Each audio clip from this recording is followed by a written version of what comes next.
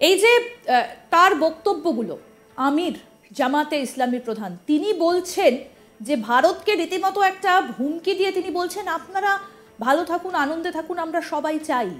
তার মানে কি পেছনে প্রচ্ছন্ন কোনো একটা মদত রয়েছে?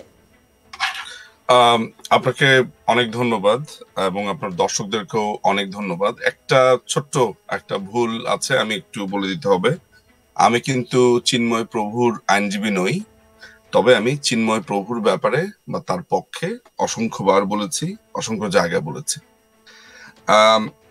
এখানে একটা জিনিস মনে হয় আমাদের একটু পরিষ্কার করে নেওয়া প্রয়োজন, সেটা হচ্ছে যে যার বক্তব্য আপনি মাত্র প্রচার করলেন, এটা ভুলে গেলে চলবে না যে মুক্তিযুদ্ধের সময় অর্থাৎ ৭১ সালে ৩০ লক্ষ কিংবা তারও বেশি বাংলাদেশিদেরকে হত্যা করা এবং ২ লক্ষ কিংবা তারও বেশি মা বোনদেরকে নির্যাতন করা বা শিশুদেরকে নির্যাতন করা এবং প্রায় ১ কোটি কিংবা তারও বেশি যে শরণার্থী সেই সময় ভারতে আপনার আশ্রয় নিয়েছিল, তার পেছনের মূল হোতা যারা অর্থাৎ জামাত ইসলামী, সেই জামাত ইসলামীর বর্তমানের প্রধান এই লোকটি একটি চরম ফেসিস্ট, একটি চরম বলবো যে নির্যাতনকারী একটি পক্ষের হয়ে অর্থাৎ পাকিস্তানের পক্ষে হয়ে যেই দলটি লড়েছিল এবং যারা সে সময় এতগুলো নির্যাতন হত্যার প্রধান রূপকারদের একটি, তারা যখন আজকে এই ভাষায় এই সুরে কথাবার্তা বলছে, সাম্প্রদায়িকতা বাংলাদেশে নেই, সম্প্রীতির সুর বইছে, কথাগুলো বলছে, সেটি আমার জন্য প্রচন্ড বিস্ময়কর। কারণ বাংলাদেশে আপনারা হয়তো জেনে থাকবেন যে বাংলাদেশে জামাতে ইসলামী আসলে সাধারণত মানুষ খুব একটা বলে না, বাংলাদেশ বলে হচ্ছে রাজাকারের দল বলে বা রাজাকার পার্টি বলে।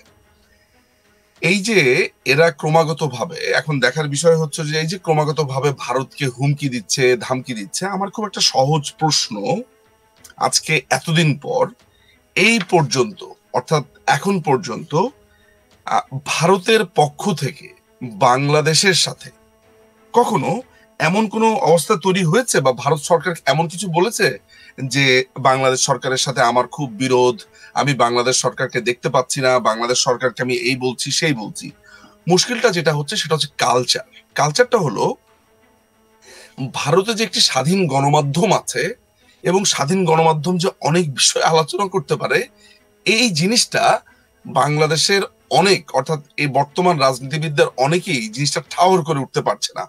তারা মনে করছে যে ভারতের যে গণমাধ্যম, তারা যেহেতু এই যে হিন্দুদের উপরে নির্যাতন হচ্ছে, প্রগতিশীলদের উপরে যে ভয়াবহ নির্যাতন হচ্ছে, এই যে কথাগুলো ভারতের গণমাধ্যমগুলো তুলে ধরছে, সেটা ইংরেজি, বাংলা বা বিভিন্ন ভাষাতে, তারা মনে করছে যে এই পুরো ব্যাপারটা খুব সম্ভবত ভারত সরকার কন্ট্রোল করবে বা নিজ নিজ স্টেট যেটা আছে তারা কন্ট্রোল করবে, যেহেতু তারা এই ধরনের ফিলোসফিতে বিশ্বাসী যে আমাদের মিডিয়াকে আমরা কন্ট্রোল করে রাখবো, এইটা করবো। কিন্তু করে এটা জানে না যে ভারতে যেই ক্ষমতায় থাকুক না কেন, যারাই ক্ষমতায় থাকুক না কেন, গণমাধ্যম এত বেশি স্বাধীন যে গণমাধ্যমকে কোনো সিএম কিংবা কোনো প্রধানমন্ত্রী বা কোনো মন্ত্রী আসলে এভাবে ধমক দিয়ে বলতে পারে না যে তোমাদের কালকে অ্যাক্রিডিটেশনটা বাদ করে দেওয়া হবে, যেটা তারা করেছে। প্রায় ৩০০ সাংবাদিকদের অ্যাক্রিডিটেশন বাদ করে দেওয়া হয়েছে।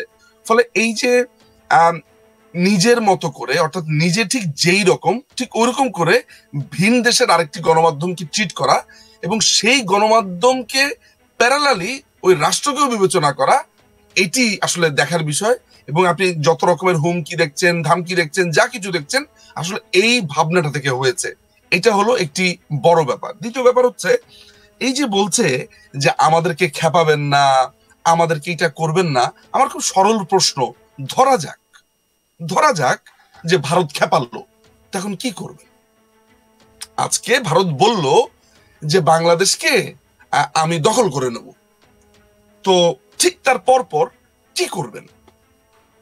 সত্যি উত্তর হচ্ছে আসলে আপনি কিছুই করতে পারবেন না, আপনার কিছু করার ক্ষমতা নেই। আপনার যা করার এখতিয়ার আছে সেটা হচ্ছে যে আজকে থেকে প্রায় ১৫ বছর আগে যেটা করেছিল, যে তারই দলের যিনি ওয়ান অফ দ্য প্রধান ছিল, আমির ছিল, মতিউর রহমান নিজামীর সহযোগিতাতে আপনার ১০ ট্রাক অস্ত্র সেই সময় যেমন বিচ্ছিন্নতাবাদীদেরকে দেওয়ার জন্য এসেছিল বাংলাদেশে, হয়তোবা তেমন দু একটা ষড়যন্ত্র করতে হবে, যেটার জন্য হয়তোবা সাফারও করতে হতে পারে তাদের একটা লং রানে।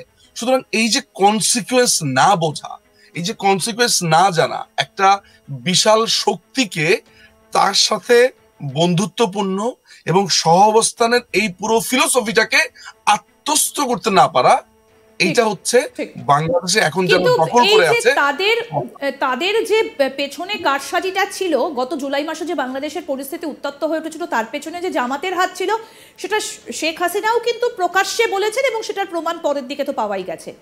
এই মুহূর্তে দাঁড়িয়ে তাদের কি প্ল্যান? এবার তো তারা ইউনূসকে সেখানে বসিয়ে দিলেন, মোহাম্মদ ইউনূসকে, তাকে কি সরাবার এরপরে প্ল্যান রয়েছে?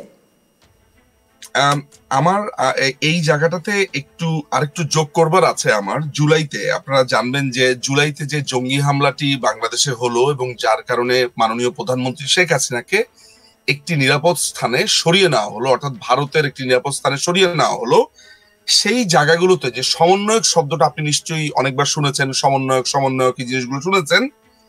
এই সমন্বয়কদের মধ্যে প্রায় 136 জনের মধ্যে ওরা ঘোষণাই দিয়েছে পরবর্তীতে যে আমরাই 108 জন। অর্থাৎ এই পুরো আন্দোলনটি, ইনফ্যাক্ট গতকালকে আরেকটি আপনার খুবই খুবই ডানপন্থী একটি পত্রিকা, সেটা হচ্ছে যে আমার দেশ, সেইখানে তাদেরই একজনের একটা দীর্ঘ লেখা বের হয়েছে যেখানে সে বলেছে কিভাবে জামাত শিবির এই জুলাই পুরো জঙ্গি হামলার ক্ষেত্রে তারা অগ্রভাগে ছিল।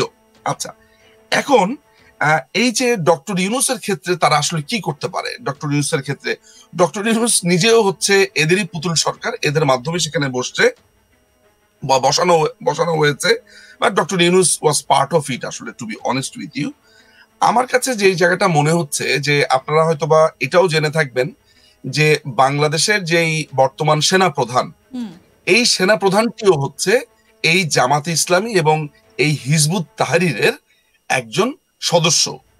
কোন একটি কোয়ার্টার বলছে জামাত ইসলাম সে করে এবং তার বাবা 71 সালে একজন রাজাকার ছিল, যে তথ্য এখন বের হয়ে এসেছে শেরপুর অঞ্চলের।